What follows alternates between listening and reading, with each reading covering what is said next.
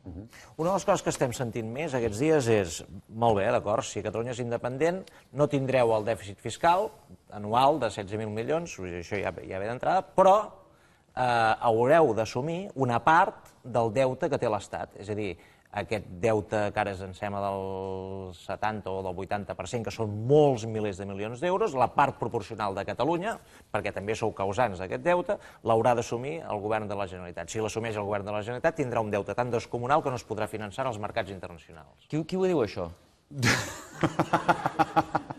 Gent que no està gaire conforme amb que Catalunya sigui independent. No, és que jo ho he sentit molt sovint. A veure, qui té un deute amb els creditors, qui té un deute és el govern d'Espanya, no el país, el govern. A diferència de l'euro, que vam entrar tots, els ciutadans, el deute el té el govern d'Espanya.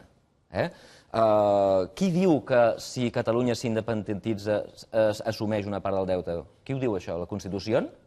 No, la Constitució diu que no ens podem separar. Per tant, la llei aquesta que sempre treuen, a la que parles d'independència, sempre parlen, treuen el llibre de la Constitució. La Constitució no diu això. Qui ho diu? La Unió Europea?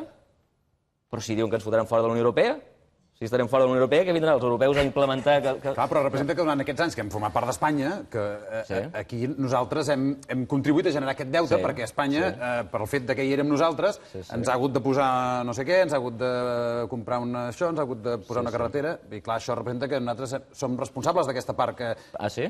Dic jo, no sé. Tu estàs casat? Sí. Tu agafes, compres un pis, el poses al teu nom, tu demanes la hipoteca, d'acord? De sobte la teva dona se separa i se'n va. Qui paga la hipoteca? Tu ves al jutge i digui-li, no, és que estàvem a mitges, no, qui té la hipoteca? No, home, però li podria demanar a la meva dona que pel temps que ha viscut amb mi, durant aquests anys que ha disfrutat de la meva casa... Demana-li que ens demaneu el que vulgui. Demana el que vulgui. No, és que quan els espanyols vindran i diran, escolta'm, heu de pagar una part del nostre deute. Suposo que aniran, trucaran a l'ambaixada espanyola de Barcelona, els obrirem la porta i els direm, posis a la cua, senyors, i... Per què ho dic, això? No, perquè això s'ha de negociar. Això ja es dona com a fet que el seu deute és nostre. No, el seu deute és d'ells.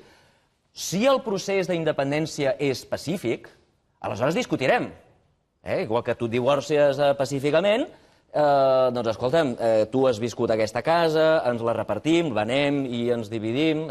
Si és una divisió amistosa, ja negociarem. I potser negociarem, escolta'm, jo em quedo una part del deute, però tu no em toquis les pilotes amb això de l'euro, per exemple. O del fons de la Seguretat Social. Tot això s'ha de negociar. El que dic jo és que tot això s'ha de negociar. No hi ha cap llei que digui automàticament os vais a comer la deuda, perquè això, com que no hi ha cap llei que digui com t'has d'independitzar, doncs tampoc hi ha cap llei que digui que la deuda espanyola l'hem de ser nosaltres. Ells són els que han assumit el deute. Si volen venir a cobrar, ja vindran. Ja negociarem. Si ho fem de manera amistosa, ja parlarem. A canvi de què assumim nosaltres el deute? Si és de manera no amistosa, que us apenyeu vosaltres amb el deute, igual que faria la teva dona si es divorcia i tu no ho feu de manera amistosa. Tu et menjaràs la hipoteca perquè tu ets el que l'has signat. Està bé.